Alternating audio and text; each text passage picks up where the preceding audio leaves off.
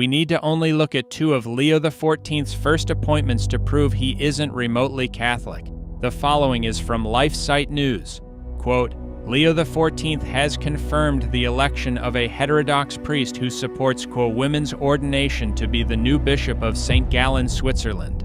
Father Beat Grogli, the pastor of the Cathedral of St. Gallen, will be the new bishop of the diocese. He is a strong proponent of, quote, female ordination. During a press conference after his election, he reiterated, quote, the women's priesthood will come. Grogli has reportedly expressed support for homosexual, quote, blessings as well, and claimed that the church should, quote, adapt its teaching on marriage, sexuality, morality, and contraception. Grogli's fondness for, quote, female ordinations can also be seen in his actions. During several holy masses recorded on video in the St. Gallen Cathedral that Grogli celebrated, women read the gospel and gave the sermon. Lesung aus der Apostelgeschichte.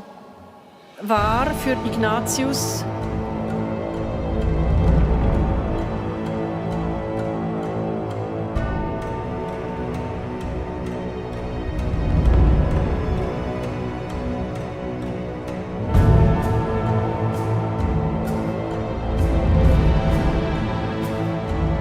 Jetzt hört zu, ihr lieben Leute. Es ist wieder bunte Fasnachtszeit. In a few minutes, we will start the Holy Mass. Please come back later and God bless.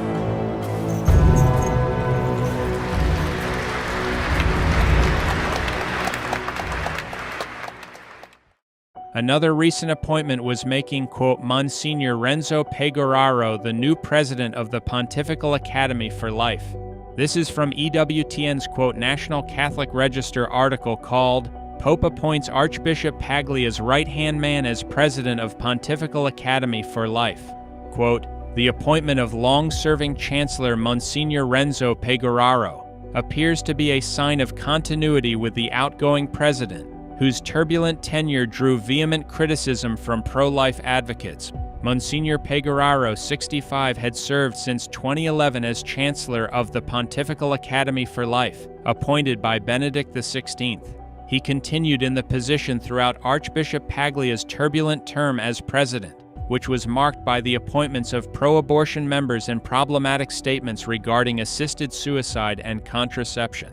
This article goes on to say, in 2022, Pegoraro told the Wall Street Journal that he believed contraception might be permissible in the case of a conflict between the need to avoid pregnancy for medical reasons and the preservation of a couple's sex life. Also that year, Monsignor Pegoraro appeared to support 2 members of the Academy who publicly favored assisted suicide. In 2017 and 2022, Paglia and Pegoraro appointed new members to the Academy, some of whom publicly supported abortion or were self-declared atheists. One was Dr. John Nkengasong, a Cameroon-born U.S. citizen, congratulated by the CEO of Planned Parenthood for working to expand abortion services. Another Paglia and Pegoraro appointment was Sheila Tlu, a former health minister of Botswana, who served on the oversight committee for a group that offered, quote, supplies for safe abortion and post-abortion care. Judy Brown, also a former Academy member and current president of the American Life League, called the appointments an outrage that were made worse when we recognized that the Academy was established to fight against abortion. So the, quote, Pontifical Academy for Life is not working for the protection of human life, but the destruction of human life. It's just more proof that these people aren't Catholic. Quote, in 2022, the Academy published a book entitled Theological Ethics of Life that contradicts established church teachings on contraception and assisted reproductive technologies. That same year, Archbishop Paglia drew further controversy when he asserted that Italy's abortion law was a pillar of society. He gave a speech in 2023 in which he appeared to declare that the decriminalization of assisted suicide was the greatest common good possible in the current political circumstances of Italy. During the COVID-19 crisis, Archbishop Paglia came under further fire for ignoring the ethical concerns over the vaccines and for zealously promoting, despite safety concerns, the inoculation of children even if they showed no symptoms. Quote, Bishop Hermann Glettler, who has claimed to be the Bishop of Innsbruck, Austria since 2017, is rumored to be the leading candidate to be selected as the new, quote, Archbishop of Vienna. In 2017, Glettler staged an exhibition of his private art collection in Graz, Austria. His personal website includes a film of a music performance at the Glettler private exhibition, which featured a defaced image of a statue of the Sacred Heart. Quote, when asked if Glettler was open to allowing divorced and, quote, remarried people to receive communion, he responded, very. Giving communion to those whose marriages have failed and are now in new relationships is very, very much based on the gospel, he said. In January 2019, Glettler announced that he would, quote, host a set of seminars for divorced and remarried couples, at the end of which the couples will be allowed to receive Holy Communion and a celebration of reconciliation and of blessing. 2 months later, Glettler's friend made a, quote, Jesus clock from an upside-down corpus with broken arms to be installed in the church in Innsbruck throughout Lent. It's on Good Friday during Holy Week in Lent that the church commemorates Jesus' death on the cross, the act by which Jesus redeemed mankind. This blasphemous image was deliberately put up during Lent to mock Jesus. Glettler also allowed an artist to set up scaffolding featuring an inscription that read, quote, so long as God has a beard, I will be a feminist. In 2020, Glettler said that the Church's doctrine that women cannot be ordained as priests is an inequality that is difficult to justify. Glettler also called for, quote, women deacons many years ago. In March 2021, Glettler said, quote, same-sex relationships can be based on loyalty and mutual devotion. As a church, we want to offer all gay and lesbian people and people who are insecure about their sexuality a welcome and a spiritual home in the church, and not only when they are celibate. This statement by Glettler was retweeted by sodomy promoter, quote, Father James Martin. For Lent in 2022, Glettler installed a, quote, giant photograph of a naked pro-LGBT activist above the altar in the Church of St. John of Nepomuk, which was built in 1727. Here's an article from a more conservative Vatican II sect organization called TFP begging this fake bishop to remove the obscene photo. TFP said, quote, Bishop Hermann Glettler, the Catholic Bishop of Innsbruck, Austria, has just installed a blasphemous photograph above the altar in the historic University Church of St. John Nepomuk. The image was placed in the church as a Lenten decoration. The photograph is displayed above the former main altar and depicts David Apakidze. Apakidze, a homosexual activist, has an Instagram account with many immoral pictures. He supports transgenderism and abortion, saying, abortion is a sacral act in which a woman reclaims the right to reproduce. Bishop Glettler specifically chose the image and said that it is a very strong fasting and Easter symbol. Glettler has campaigned for the blessing of same-sex couples. In 2023, Glettler placed what he called a, quote, Lenten cloth above the altar in a church in his, quote, diocese. The cloth has a pig's heart in a condom. It was an attempted mockery of the Sacred Heart of Jesus. Glettler claimed that he received, quote, very much positive feedback for the artwork. Also notice the, quote, tabernacle is a pyramid. Here, Glettler shows off a, quote, vestment that fake Catholic priests like him wear. Here is some of the, quote, art Glettler approves for churches.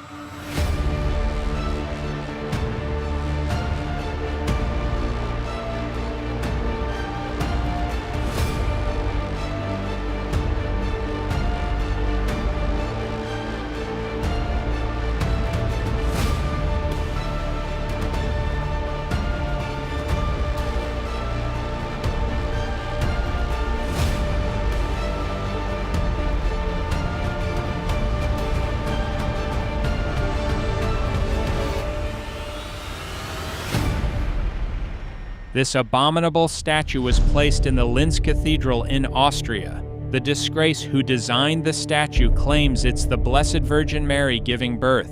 Someone then was able to destroy the statue without getting caught. The apostate Glettler called the destruction of the abominable statue disgusting and added, quote, nothing can justify this atrocious act. Glettler also thinks that a crucified frog is art. In spite of all of Glettler's anti-Catholic activity and heretical beliefs, The fools who obstinately believe that the Vatican II sect is the Catholic Church think this manifest heretic is to be considered a Catholic. The fact that Glettler holds a prominent position in the Vatican II sect proves that it's a non-Catholic sect. If Glettler is selected to, quote, run the Archdiocese of Vienna, he would succeed, quote, Cardinal Christoph Schönborn, who, quote, ran the Archdiocese from 1995 to 2025. Schönborn resigned this year because he turned 80. Many years ago, we posted a video exposing the apostate Schönborn. Here are some sections from that video.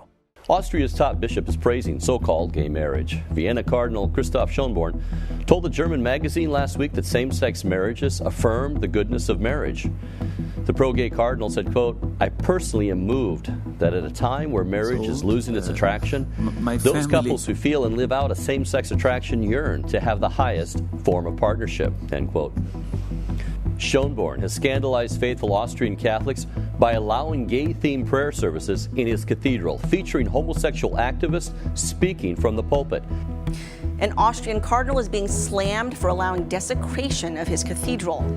Catholics are blasting Cardinal Christoph Schönborn for hosting a charity concert at St. Stephen's Cathedral in Vienna last week, featuring a shirtless pro-gay actor dancing to rock music on the communion rail, flanked by actors dressed as demons. One Austrian priest said, quote, "We do not fear the Almighty anymore. We trample upon the souls that are entrusted to us."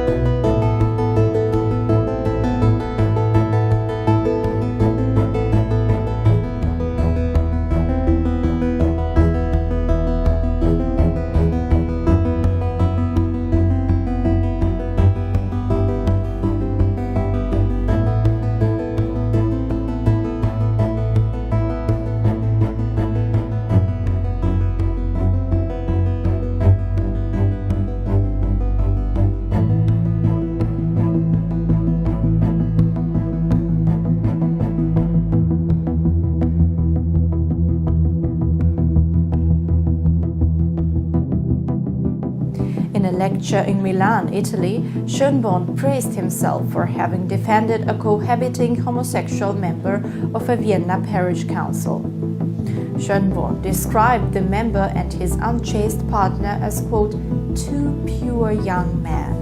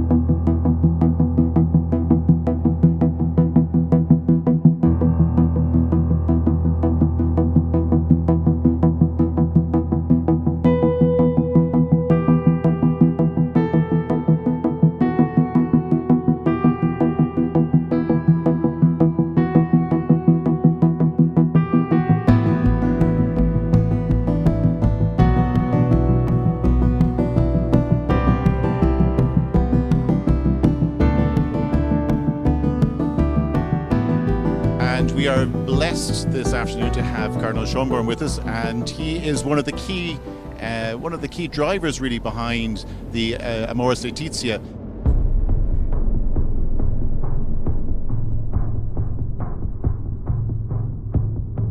io vi raccomando a tutti voi di leggere la presentazione che ha fatto il cardinale Schönborn, che è un grande teologo.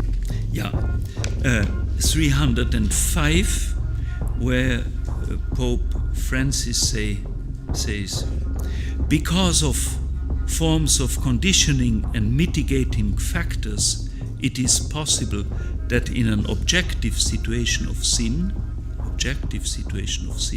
which may not be subjectively culpable or fully such, a person can be living in God's grace, can love and can also grow in the life of grace and charity while receiving the Church's help to this end. And here he has in the footnote only this little word: in certain cases this can include the help of the sacraments. And then Joseph Ratzinger, who became my teacher, and since then I know him for 42 years now, and in confession I can say the first thing he said to me after the election in 2005, when he was elected Pope, he said, "Let us keep our friendship." It's really a great privilege to have known him and to have worked with him. Pope Benedict often said, "The Church does not grow by proselytizing, but by attraction."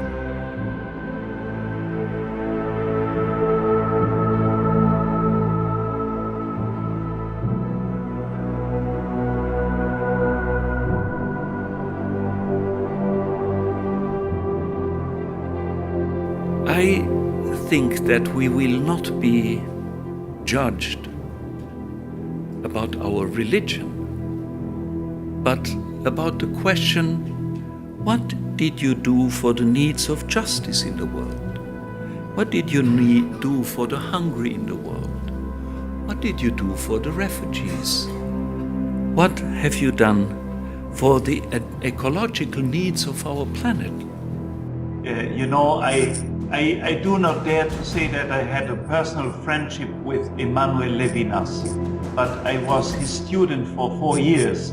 But I sat, so to say, at his feet every fortnight when he came to give his lectures, and specifically his lecture on rabbinic exegesis. And for everybody, it applies what he said in Evangelii Gaudium. We must take off our shoes before the sacred ground of the other. It's the biblical image of Moses taking off his shoes for the sacred ground of God's presence. God's presence in every person. Take off the shoes before the sacred ground of the other.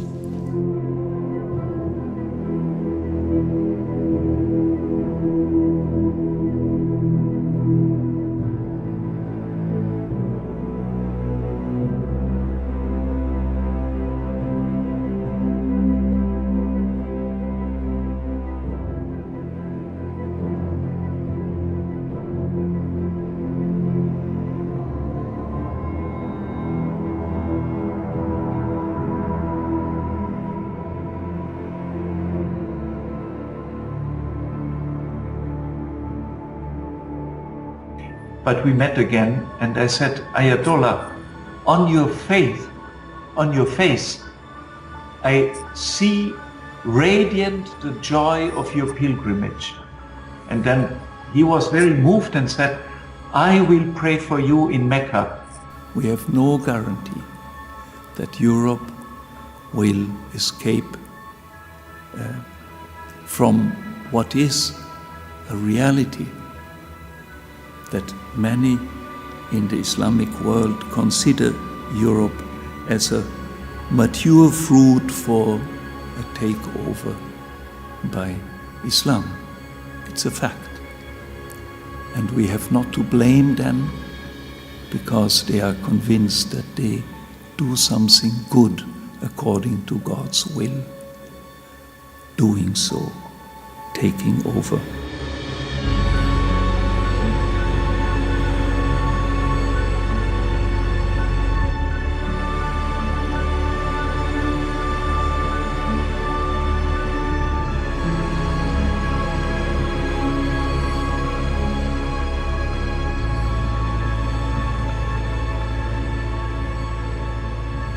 I will never forget when I saw the first time Buddhists praying in their temple.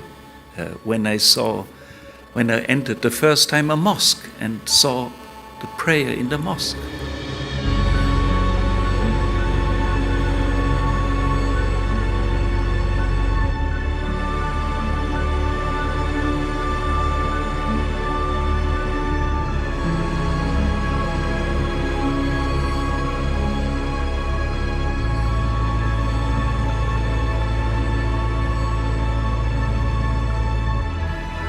Of course, some people in the world deny the existence of the divine, and we have to respect their conscience and their conviction.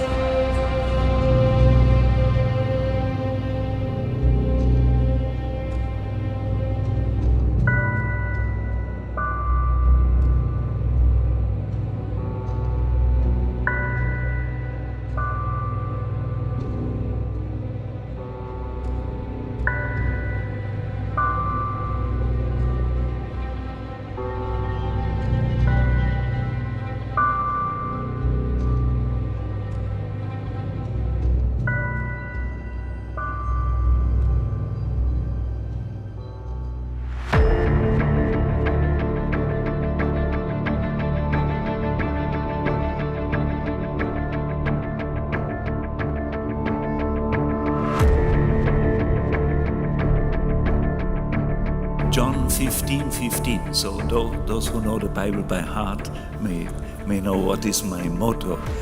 It's when Jesus said in the upper room, I do not call you any longer servants, slaves, servants, but I call you friends. So I took it in Latin, vos autem dixi amicos. I have called you friends. That's my motto.